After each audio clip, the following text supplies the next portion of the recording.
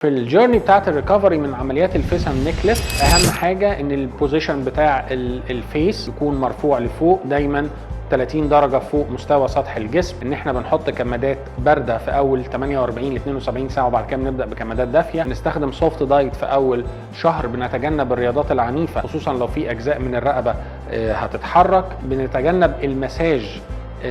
او الحركات العنيفه في المساج او الحركات اللي بتشد على الجلد او العضلات لتحت. ودايما بننصح السيدات حتى اللي ما عملوش عمليات شد وجه ورقبه ان هم التنشيف بتاعهم يكون لفوق. طبعا عندنا في الكلينيك